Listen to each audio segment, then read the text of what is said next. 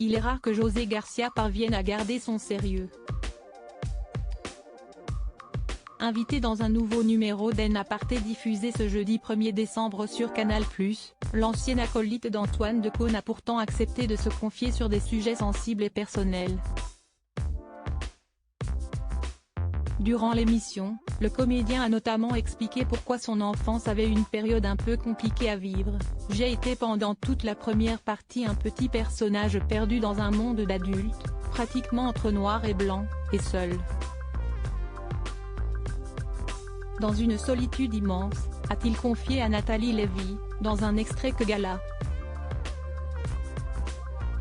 FR vous dévoile en exclusivité. Pour autant, selon lui, les nuits peut aussi s'avérer positif, si est ça qui a développé aussi beaucoup de qualités.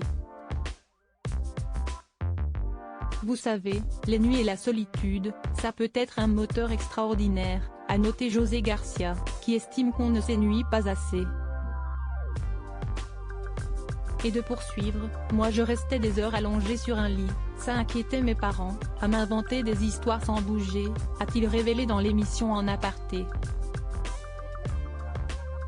Avec le temps, il a fini par s'ouvrir au monde extérieur, après, évidemment, l'enrichissement, parce que j'étais avec d'autres enfants, et puis beaucoup d'humour, beaucoup de conneries, beaucoup de choses qui ont fait que je suis devenu ce que je suis aujourd'hui.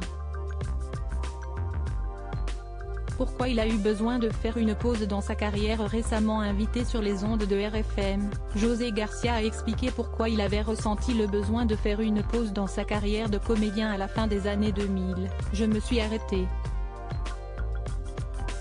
Je travaillais tellement que tout d'un coup ça m'a épuisé. Même s'il ne manquait pas de propositions à l'époque, celui qui a retrouvé l'amour a voulu tout stopper pendant plus de 2 ans.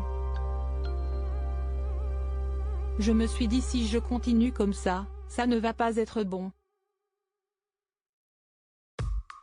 Au départ j'étais parti pour m'arrêter 6 mois, puis 1 an, puis en fait je me suis arrêté 2 ans et demi, a-t-il déclaré face à Bernard Montiel. Heureusement pour ses fans, José Garcia a depuis renoué avec ses rôles au cinéma. Crédit photo, capture d'écran Canal+.